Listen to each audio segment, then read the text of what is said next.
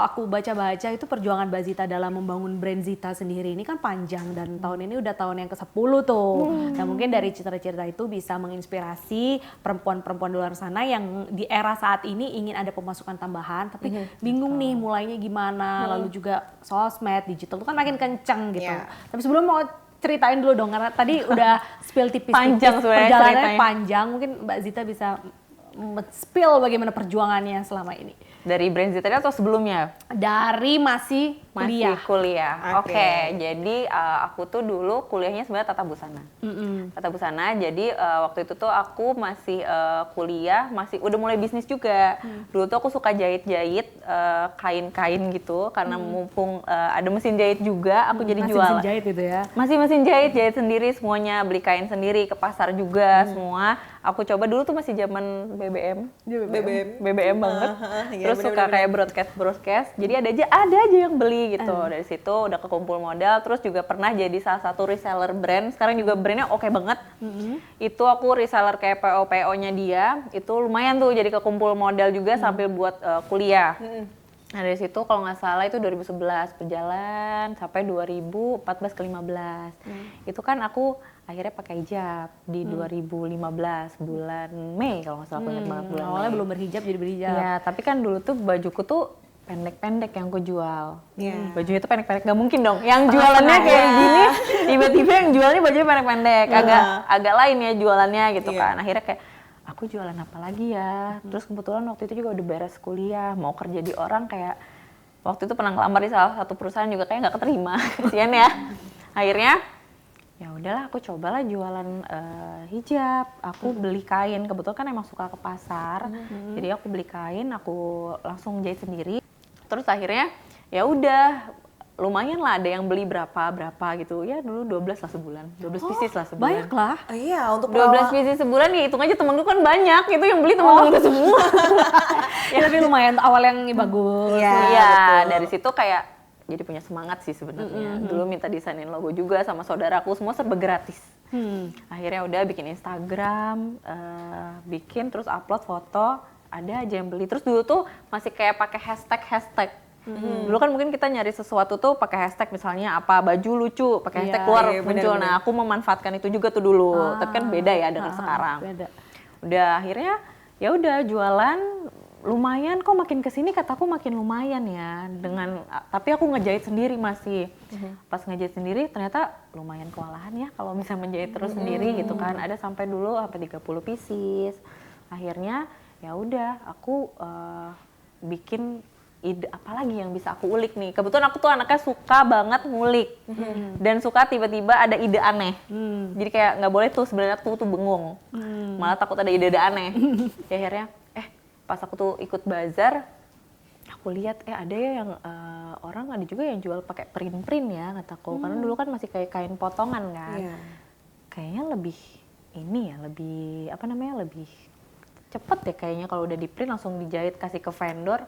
Cobalah. Sablon gitu mungkin maksudnya. Iya, kayak dulu tuh digital print. Oh, oke. Digital print. Benar-benar digital print untuk bahan gitu ya Iya, kainnya. dulu ya 20 pieces juga masih nggak berani karena tuh lumayan modalnya lumayan besar karena waktu itu masih sangat terbatas karena banyak ini. Waktu itu akhirnya ya udah aku foto lah, kan udah kekumpul lah modal dari yang jahit-jahit itu, nyoba.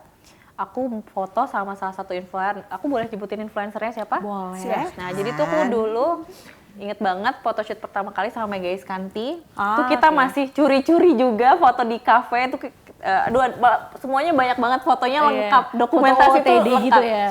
Foto, jadi ada juga salah satu sahabatku juga yang bantuin foto, itu juga masih gratis semuanya. Jadi sahabatku yang bantuin juga foto, kita foto di kafe, kita curi-curi, aku bawa jilbab, bawa tas, Mega modelnya. Nah kan Mega kan influencer ya, jadi maksudnya waktu itu karena dipakai Mega, jadi kan jadi banyak tuh yang ini, ya aku mau yang kayak Kak Mega gitu kan. Akhirnya ya udah dari situ kan lagi kekumpul lagi modal, Abis itu juga aku ikut bazar dulu, ikut Indonesian Fashion Week. Di situ pertama kali aku nyobain bazar, ternyata dulu yang jualan offline rame banget. Pokoknya step by step sebenarnya, tidak ada yang instan ya, benar-benar kayak dari bazar aku kumpul lagi modal, kita beliin lagi. Dan waktu itu tuh benar-benar sampai pernah aku ingat banget pakai sistem buka tutup.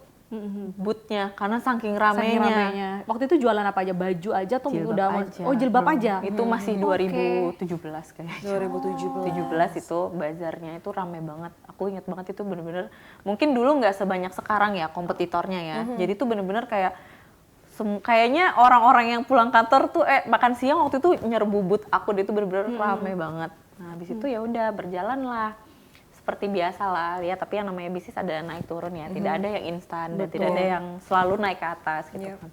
Ya udah akhirnya bisa jualan baju.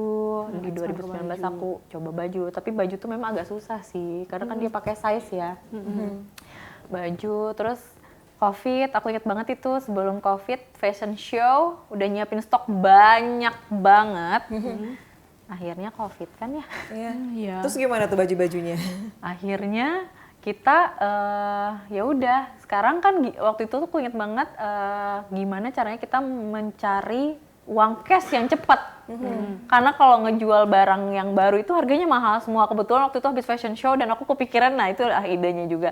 Bikin bajunya tuh pakai payet-payet dan mau nggak mau jadi mahal, sekitar 1 jutaan ke atas. Nggak mungkin ya orang pada saat itu kayak itu nggak bisa Daya sih beli juga dijual. turun juga waktu Covid. Akhirnya ZD itu dulu punya banyak stok reject jilbab-jilbabnya. Jadi akhirnya aku sama tim gimana caranya kita punya cash biar satu nggak ada layoff, nggak ada apapun, yang penting semua aman. Akhirnya kita coba kumpulin stok reject kita jual dan alhamdulillah uang itu kekumpul, lumayan tuh Online rejectnya gitu. Online karena Covid juga ya. Nah dari situ juga aku melihat celah. Tapi orang tetap belanja gitu. Iya, kan di Oke, rumah ini aja. Covid, tapi orang tetap belanja. Cuman memang ada pancingannya ya, produk defect. Iya. Gitu. Tapi orang masih belanja kok gitu. Berarti nggak seburuk itu dong gitu kan. Walaupun nggak dipakai kemana-mana kali ya orang waktu itu Di belanja. rumah aja yang penting beli gitu Ya ya. udah dari Tapi situ. mungkin defeknya juga nggak yang terlalu kelihatan mengurangi. gitu kan. Nggak Nggak defect yang ZD terlalu itu terlihat gitu kan. sangat nggak kelihatan banget. Iya. Setitik ya bayarnya kalau patternnya nggak kelihatan. Gitu. Ya udah dari situ punyalah uang cash nih. Jadi tinggal mikirin plan ke depan seperti apa. Lumayan ada pegang cash. Akhirnya kita develop produk jadi lebih bagus. Bikin masker antibakterial dan scarf antibakterial. Mengikuti juga kebutuhan betul. dari konsumen saat itu berarti ya. Oke, masker-masker kain yang lucu-lucu Masker juga. betul. sempat Nah, ngetren kalau kan? aku di-matchingin sama scarfnya. Iya, Jadi benar-benar. kalau Jadi orang fashion. pakai yang ini scarfnya satu Ya, aku ingat pattern. banget tuh zaman Covid itu banyak banget yang pakai yang satu Iya, matching sama iya. jilbabnya kayak gitu ya, maskernya. Iya Lucu kan, banget. pernah lihat kan. Nah, di situ aku lihat tanpa menaikkan harga, tanpa ini ya udahlah yang penting ada nilai daya tarik jualnya gitu betul. kan. Akhirnya ya udah dari situ ternyata bagus. Ternyata Penjualannya oke ya. Malah waktu itu 2021 penjualan terbagus sebelum Covid, makanya aku Oh, bingung. iya? Iya, karena itu aku ngasih scarf itu wangi banget karena kalau antibakterial tuh ada wangi-wanginya gitu. Jadi dia sampai 10 kali cuci tuh wanginya nggak hilang. Oh, ada ya. Ada. Ya itulah makanya kan Oke dong. gimana caranya biar bisa beradaptasi secepat-cepatnya di momen seperti ini. Kalau enggak kan kita bakal ketinggalan ya. Betul, berarti kuncinya adaptasi ya, melihat Dan apa lagi idenya trending. itu harus Idenya ada harus terus gitu kan. Tapi dengar-dengar dulu tuh sempat yang dari kamar menuju ke beli tanah orang tua ya Mbak Zita. Nggak beli sebenarnya. Jadi, oh minta malah. Minta. Jadi dulu aku kamarku dulu tuh kayak jadi tempat jahit iya, jadi stok iya, semuanya di situ, packing iya. Tapi pada akhirnya kan yang dengan prosesnya tadi yang panjang itu ternyata stok ordernya makin banyak sampai minta ruang TV, ruang kayak lebih besar ini deh kayaknya daripada ruangan mamaku. Bagi 3 kayaknya. Oh, Bagi 3 itu aku minta ruang tamu mamaku buat dijadiin tempat taruh kain, ya packing lah gitu kan. Aku belum aku udah nikah. Ya udah nikah, lupa kan gue udah nikah. Terus ya udah, akhirnya aku lagi hamil anak pertama kalau salah itu ya bangun gedung 3x3 itu. ruangan untuk bekerja itu kan. Ruangan. Tadi dari sendiri sampai akhirnya punya berapa karyawan waktu itu?